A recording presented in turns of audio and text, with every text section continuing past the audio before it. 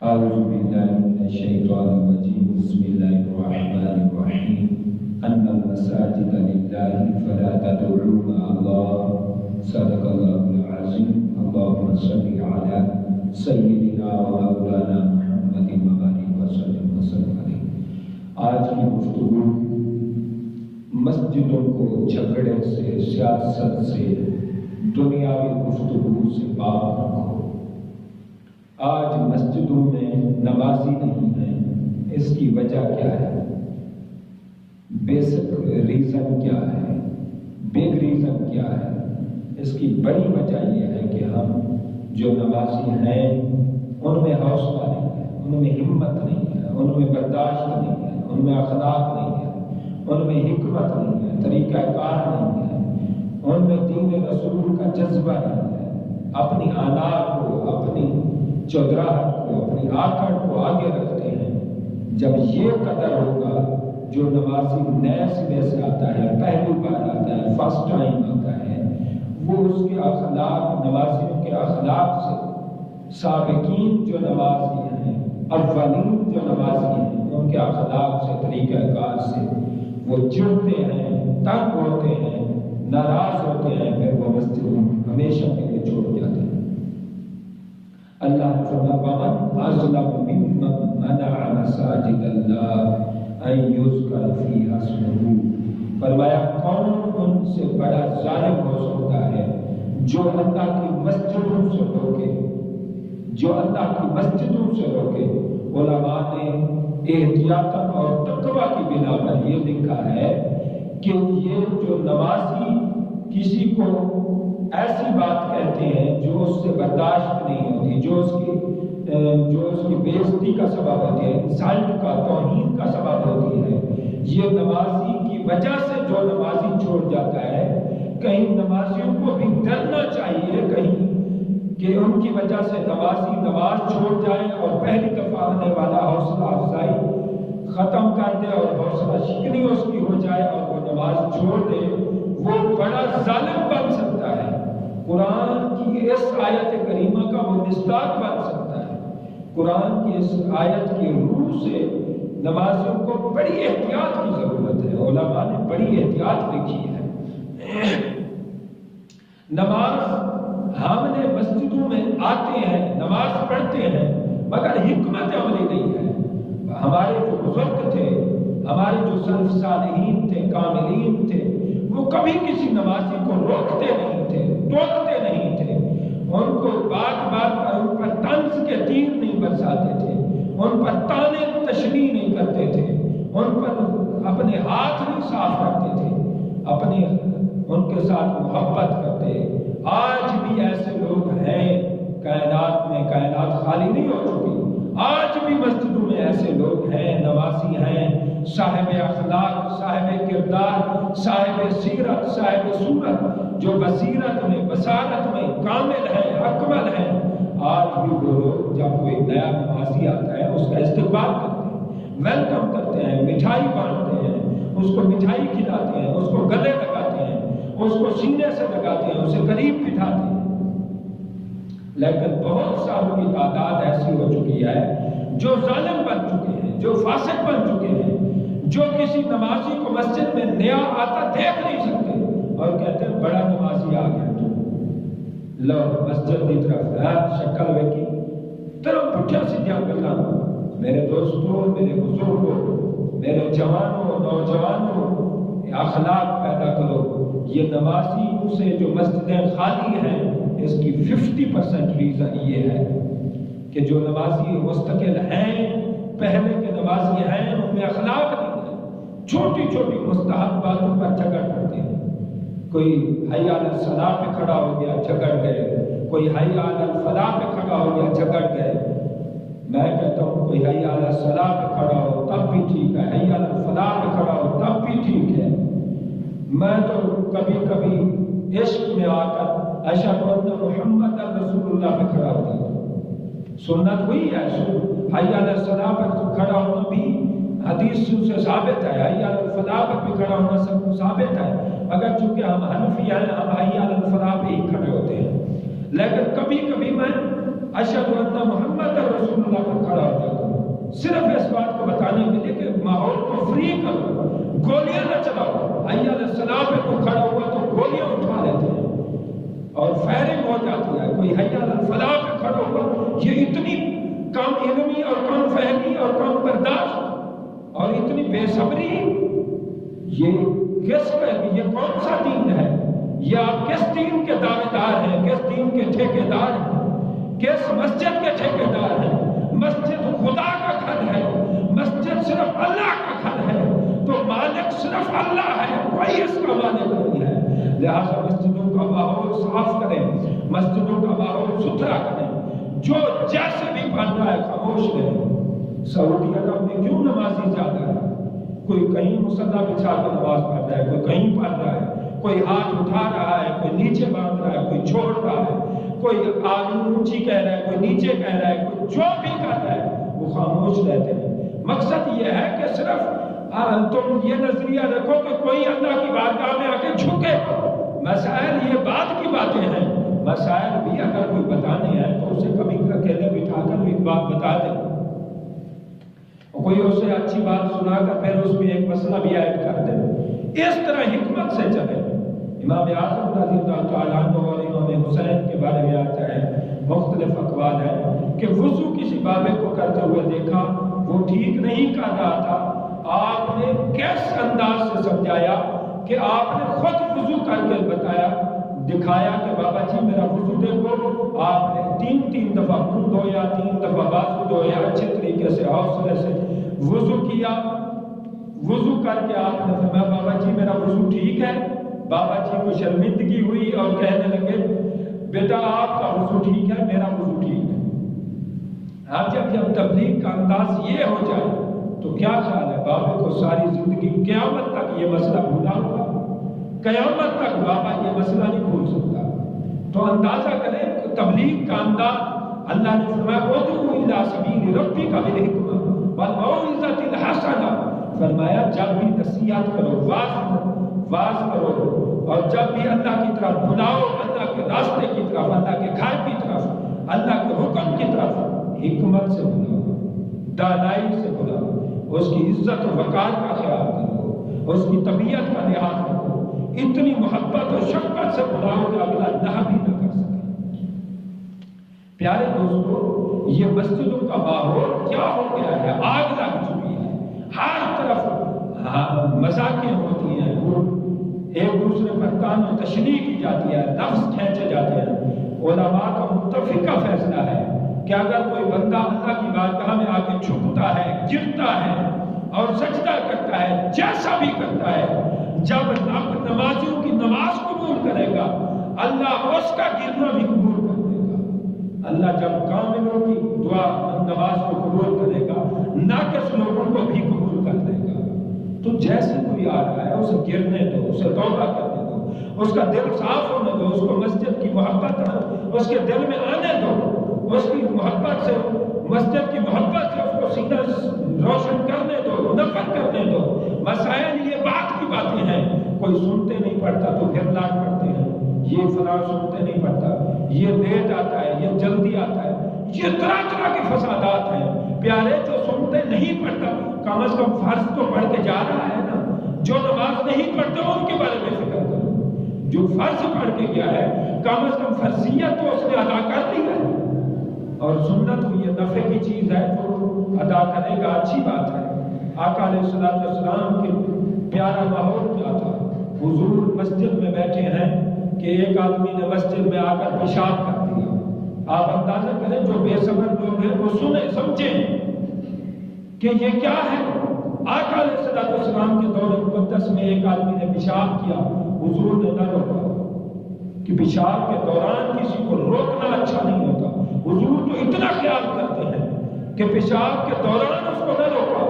پھر جب اس نے پیشاب کر لیا، فارغ ہوئے، حضور نے اسے بلایا اور پیار سے فرمایا یہاں پیشاب نہیں کیا کرو جی، یہاں پیشاب نہ کیا کرو، بس اتنی بات۔ اور دوسرے صحابی سے فرمایا ایک لوٹا پانی کا لو اور اس یہاں بہا دو، پاک۔ اتنی امن۔ اور ایک دفعہ حدیث پاک میں آتا ہے، یہ بخاری شریف میرے آگے رکھی ہوئی ہے، آقا علیہ السلام آپ مسجد میں آئے تو دیکھا مسجد کی خانہ کعبہ والی دیوار پر ایک جگہ تھوک لگا ہوا تھا. آقا علیہ السلام نے اپنے ہاتھوں سے تھوک مبارک کو صاف کیا, تھوک کو صاف کر دیا اپنے مبارک ہاتھوں سے. اور پھر یہ نہیں کہ ڈانٹا, نہیں, آپ منبر پر جلوہ افروز ہوئے اور واضح نصیحت میں حکمت بھرے انداز میں حضور نے فرمایا, یہاں مسجد میں سامنے والی دیوار پر نہ میں تھوک پھینکا کرو. تھوک بھی بلغم تھا, پیٹ سے نکلا ہوا خنگار جسے کہتے ہیں وہ تھا, لیکن حضور کی برداشت دیکھیں, حضور کی ہمت دیکھیں آقا علیہ السلام نے کس انداز سے ماحول کو خوشگوار رکھا اور واضح نصیحت میں آپ نے سب کچھ سکھا دیا, پڑھا دیا, علم پھیلا دیا. یہ نہیں کہ حضور ایک بندے کو نشانہ بنا لیتے تھے. آج ماحول نہیں رہا مسجدوں میں, مسجد میں کوئی آ نہیں سکتا. مسجدوں کو جھگڑے سے پاک کرو, بس مسجدوں کو جھگڑے سے پاک کرو. مرنا ہے.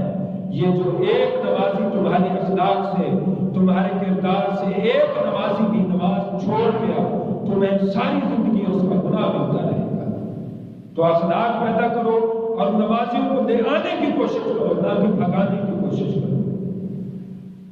لے ایک نہیں آ سکتے, بھگا سارے دیتے ہیں.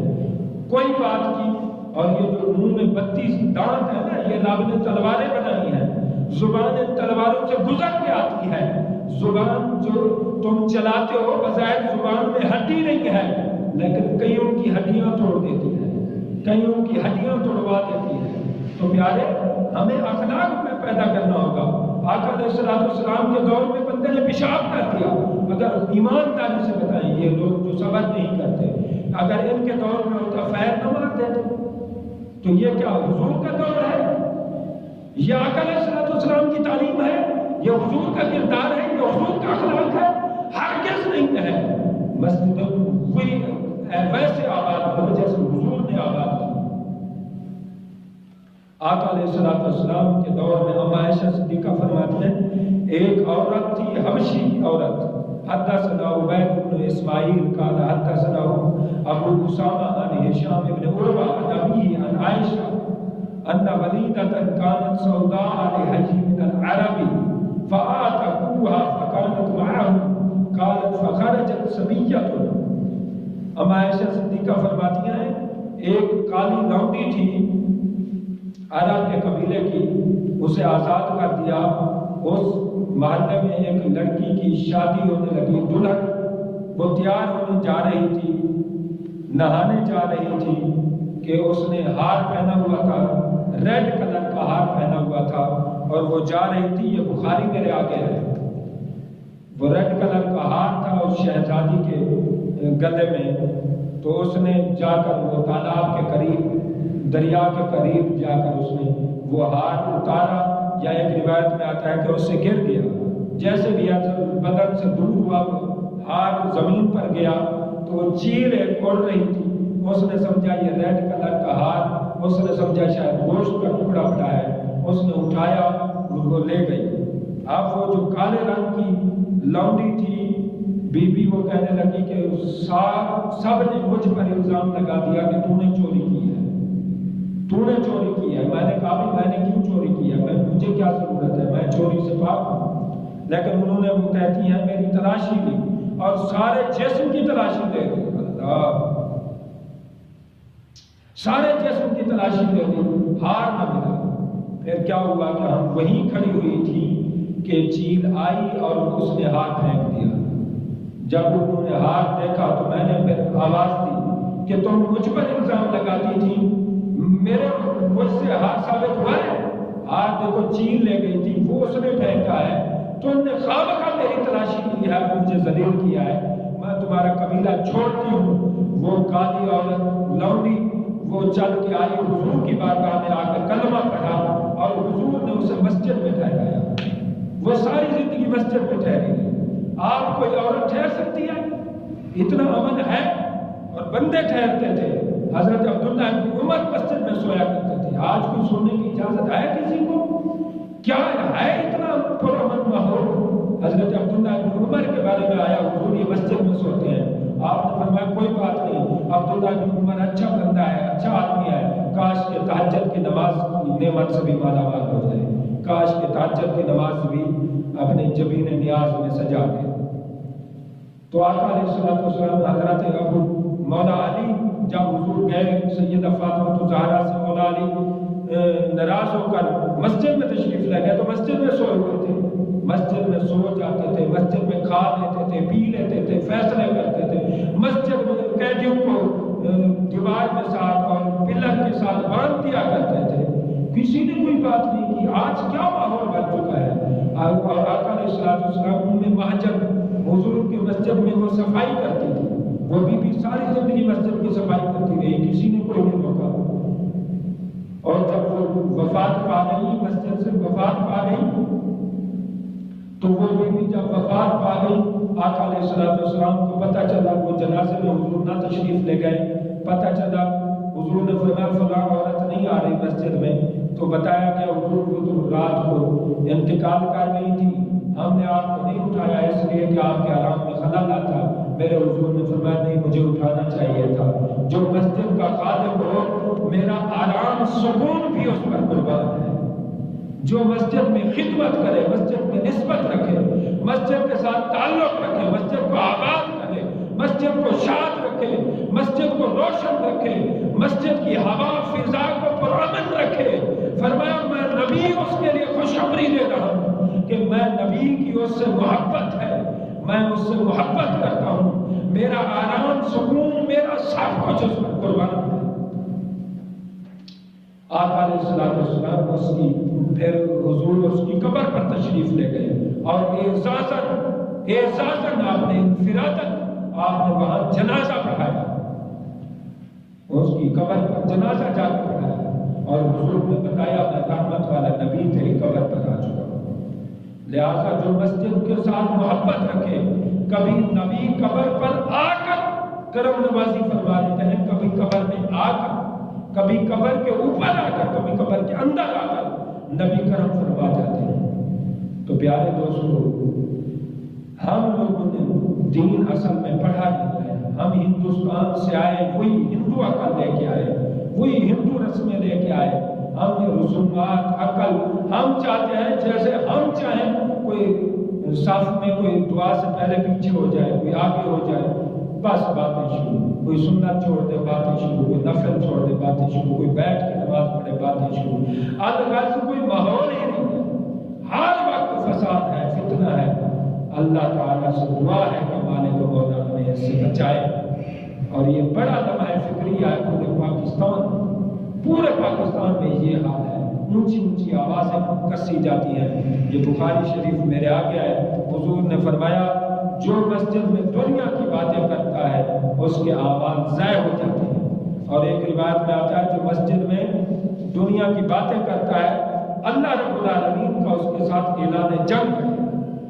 جب یہ روایات آپ پڑھیں، آپ دیکھیں آواز بلند کرنے کا، حدثنا علی بن عبداللہ قال حدثنا یحییٰ بن سعید قال حدثنا الجعید بن عبد الرحمن قال حدثنا یزید بن خصیفہ۔ یہ اندازہ کریں کتنی لمبی روایت ہے۔ حضور نے صرف یہی فرمایا کہ مسجدوں میں اونچی آواز سے باتیں نہ کیا کرو، مسجد میں اونچی آواز سے بات نہ کیا کرو، مسجد کے تقدس کا خیال کرو، مسجد کی پاکیزگی کا خیال کرو، مسجد کو صاف ستھرا رکھو، مسجد کو پرامن رکھو۔ جو کوئی دکھی آئے، پہلی بار آئے، یہاں ایسا سکون پائے، ایسا سکھ پائے کہ وہ کبھی اپنی مسجد سے دور نہ ہو سکے، اس کے دل میں مسجد کی الفت آئے، چاہت آئے، محبت آئے۔ اس قدر اگر ماحول بن جائے، خدا کی قسم تمہارے پاؤں کے نیچے فرشتے پر بچھے تو اپنی طبیعت کو، فطرت کو، غصے کو، اپنے پوائنٹ کو، ہر چیز کو مسجد پر قربان کر دیں۔ کوئی جیسے بھی سجدے کر رہا ہے، الٹے کر رہا ہے، سیدھے کر رہا ہے، کوئی سیدھا جھک رہا ہے، نہیں جھک رہا، کوئی جیسے بھی گر رہا ہے، مسجد میں آ تو گیا ہے، وضو تو اس نے کیا ہے، مسجد میں آ تو گیا ہے، خدا کے گھر میں آ گیا ہے، خدا کے خزانے رحمت سے وہ کچھ لے کر جائے گا۔ لہٰذا جیسا بھی کوئی پڑھ رہا ہے، تب سمجھانے کے طریقے بہت ہیں۔ کوئی آپ بات ایک بات روزانہ کسی کو پیار سے محبت سے بتا دیا کریں، یا پھر اپنے ائمہ کرام، خطبائے کرام سے عرض کریں کہ یہ اس مسئلے پر، اس موضوع پر، اس نماز اس مسئلے پر روشنی ڈالیں اور سب کو سمجھائیں، ہم سب سیکھنے کے لیے تیار ہیں۔ اس طرح یعنی سیکھنے کا ماحول بنائیں، یہ نہیں کہ ایک آدمی کو ڈاؤٹ کریں۔ حضور نے کبھی بھی زندگی میں جب بھی آپ نے خطاب فرمایا قوم کا کیا حال ہے، قوم کا کیا حال ہے کہ قوم صحیح نہیں ہوتے، تختے خشک رہ جاتے ہیں، یعنی قوم کو آپ نے خطاب فرمایا تاکہ سب کی بہتری ہو، سب کی رہبری ہو، کسی پر نشانہ نہ کیا جائے، کسی کو ڈاؤٹ نہ کیا جائے، کسی کو ٹارگٹ نہ کیا جائے، کسی کو چیلنج نہ کیا جائے، کسی کو دکھ نہ پہنچایا جائے، کسی کو تکلیف نہ پہنچائی جائے۔ مالک لم یزل سے دعا ہے کہ رب لم یزل ہمیں صحیح معنوں میں جیسے عظمت والی اللہ کا گھر ہے، عظمت والا حضور نے فرمایا سب سے زیادہ پاکیزہ اگر کوئی جگہ ہے زمین میں کرۂ ارضی میں تو وہ مسجد ہے۔ اللہ پاک عمل کی توفیق سے مالا مال فرمائے، اللہ پاک ہماری مسجدوں کو آباد رکھے، اللہ پاک مسجدوں کے رونق میں مزید اضافہ فرمائے۔ باقی دعوانا